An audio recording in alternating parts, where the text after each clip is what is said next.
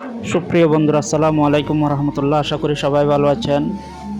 আজকে আমি একটা গুরুত্বপূর্ণ ভিডিও নিয়ে হাজির হয়েছি। আপনারা এখন যে খালটি দেখতে পাচ্ছেন এটা হচ্ছে জ্যেষ্ঠপুরা এবং শ্রীপুরের মাঝখানে অবস্থিত বারাম্বা খাল।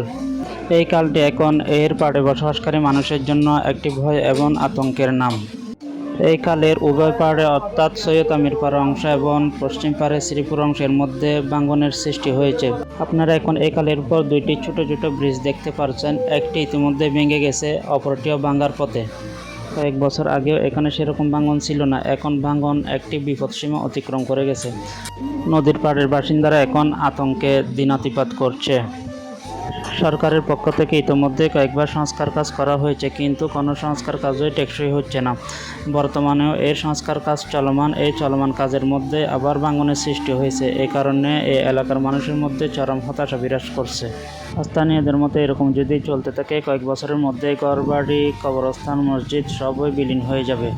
এই কারণে তারা সরকারের কাছে এই সমস্যার একটি স্থায়ী সমাধান কামনা করেন। ভিডিওটি দেখার জন্য সবাইকে ধন্যবাদ। সবাই ভিডিওটি বেশি বেশি শেয়ার করেন যাতে করে সরকারের নজরে আসে এবং এই সমস্যার একটি দ্রুত সমাধান পাওয়া যায়। ধন্যবাদ সবাইকে। সবাই ভালো থাকবেন। আল্লাহ হাফেজ।